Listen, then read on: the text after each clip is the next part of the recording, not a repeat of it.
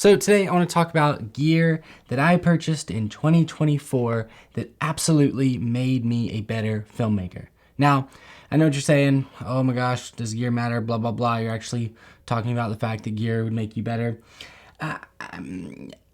I'll explain. Basically what I'm going to do is go through these 5 pieces of gear and actually give you a prime example of why I believe it made me better at my job in the year. Now, not all of this gear was released in 2024. This is just all things that I acquired in 2024 or all things that I purchased in 2024. So we're gonna go ahead and get right into it. Number one, without a doubt, this is my main camera rig. This is what I shoot weddings on. This is what I shoot a lot of corporate events on. Without a doubt, number one on the list is this right here. A magnetic variable ND filter from K&F Concept. Now, I used to only shoot exclusively on the Peter McKinnon Polar Pro variable NDs, and I loved those. They're great. I own like 5 or 6 of them just with the amount of cameras that we have. I don't notice a single color shift or a color difference from this. This ND filter is significantly cheaper, coming in at like 70 or 80 bucks on Amazon.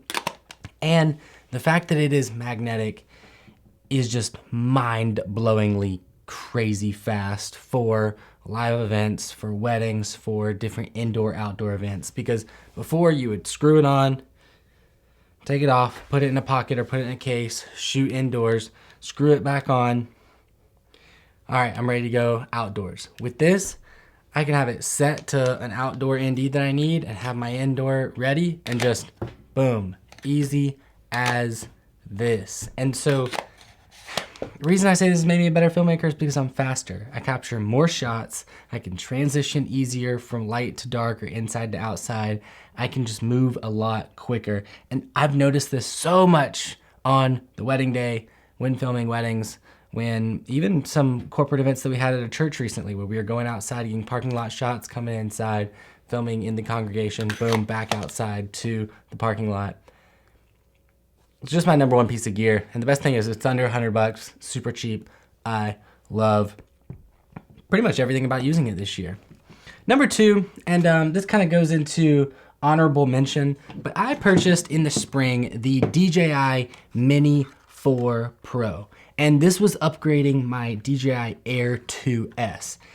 And golly, the range that you can get with this when paired with, I guess, this controller with the built-in screen. I was going from the controller where you had to use your phone and all that, and the range on my Air 2S was just garbage. If you took off in a city, there's just zero confidence flying because you have no idea when you're gonna lose connection, and it was mostly a nightmare to fly if you didn't have a beautiful skyline and just no interruptions whatsoever, no city, no traffic, no noise. This thing, you can fly for literal miles and I don't get any interception or any issues. A big thing with that is, again, shooting weddings.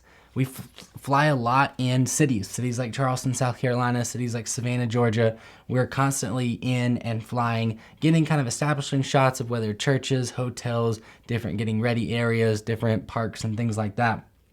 And I love this because, especially in the city of Charleston, I can park somewhere in the peninsula and I can fly this thing up and I can pretty much get every single spot in the city that I need. A great example, recently we were filming a wedding and I flew the drone, got some establishing shots of where the bride's getting ready location. And I thought, you know what? The church is only about a half mile, 2 miles from here. What if I just fly to the church instead? And so while I was sitting at the girls getting ready house, I flew up, probably flew about 15 to 20 blocks down the city, found the church, flew around the church, got establishing shots of the church, and flew it all the way back and landed. So I was able to essentially knock out 2 establishing shots from one location just because the range on this thing is so incredibly good. Now, again, this came out September of 2023. I didn't purchase it until March of 2024. It's been a game changer ever since. And honestly, if I have to use the Air 2S every now and then, I pretty much hate everything about it. Honorable mention, I got to use this on a project once this year, the new DJI Avata 2 FPV drone. Honorable mention, fantastic experience flying that drone, fantastic image quality, the D-Log M coming out of that directly from camera. They're doing a lot of cool things with the Avata. I wish I could fly FPV more, but I just don't really get an opportunity to. But had an opportunity this summer. It was definitely fun to fly. All right, number 3 on the list, moving right along. These we purchased recently. These are, well, technically there's just one of them. This is a Lavalier fur invisible outdoor cover for your lavalier microphones. Now, we're moving to always hiding lavalier microphones in 2025. We used to always just kind of clip lavalier microphones onto the lapel, especially during a wedding ceremony of the groom and officiant, and we never really worried about hiding lavalier mics for weddings. Next year, 2025, we are moving to fully hiding lavs altogether. Now, I got an opportunity to work with these at one wedding this past week where we used the stickies, we used the fur, mounted that lavalier directly under the groom's jacket, and had fantastic audio quality. But these are super inexpensive, super just like cute little kit that you get. And inside this kit just comes with your lav stickies and your fur. Your fur's in black, white, and like a tan color. But I like how this is just organized. It's just there. Even has some directions in the top. If you get confused, you're not really sure what you're looking for or what you're doing. And yeah, so I went ahead and bought 3 sets of these because we have a couple different wedding teams sometimes, but this whole kit right here can go out with a wedding team, has everything you need to hide a lavalier microphone. Big fan of it. This right here. Number 4 on the list, I've talked about it on this channel a million times. Version 3.0 software made it that much better. That is the Atmos Shinobi 2. Now, a lot of back and forth on this monitor, a lot of really hard times in the beginning, really annoyed times in the beginning. But now that version 3 firmware is out, this thing, I love it. I love it with all my heart. It's honestly everything I've been looking forward to in a monitor. And now one of the reasons that version 3 firmware actually makes me a better filmmaker is because now you have touch to focus with tracking directly in the monitor. And a big reason for that, just a fresh example, is when I'm filming people coming down the aisle, right? So you're at the front, you're filming people coming down the aisle, whether it's bridesmaids, family, groomsmen, even the bride. You can now sit here, look directly at your screen, and just tap on the person as they're coming. So now, as you're filming these handheld, you're working about this, you don't have to worry about your touch focus here on the screen. You don't have to worry about rocking your manual focus. You can just use your stinking finger, have this camera directly up against your chest, and just tap on the person that is coming down the aisle. Version 3 firmware made this actually possible because it wasn't possible before version 3. And honestly, I've been loving having touch to focus built into my Shinobi 2.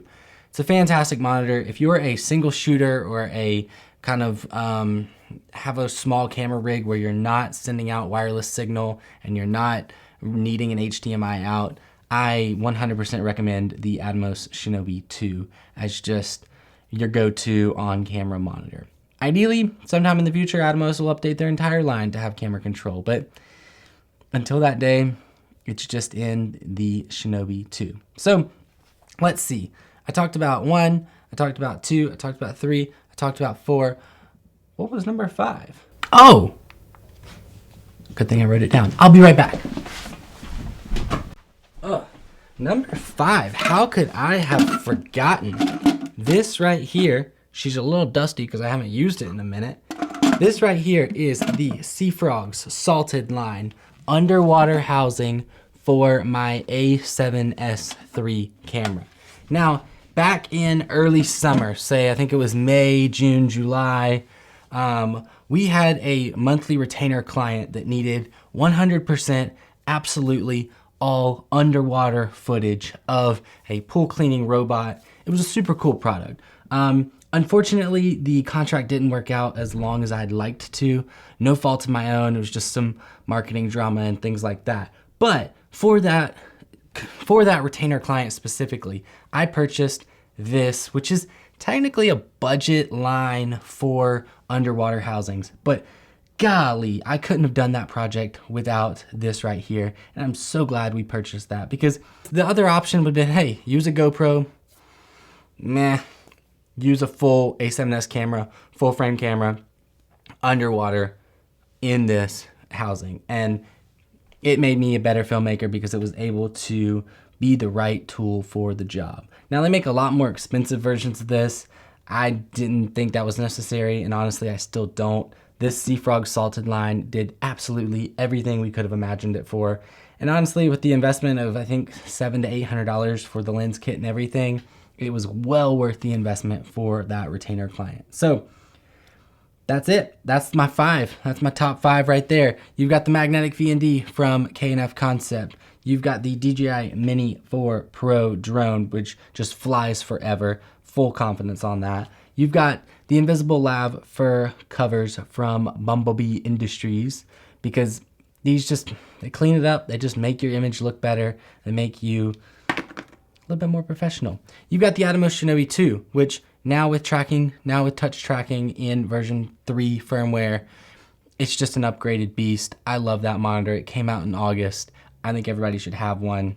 It's fantastic. And coming in at number 5, the Sea Frog's Salted Line A7S3 waterproof housing, which unfortunately I haven't gotten to use in the last couple months. But this thing right here, fantastic for your underwater shots.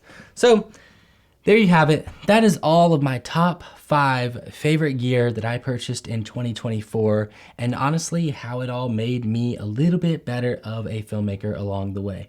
So I hope you guys have a fantastic new year. I will catch you in 2025, and we will continue this YouTube journey and continue to learn back and forth from each other.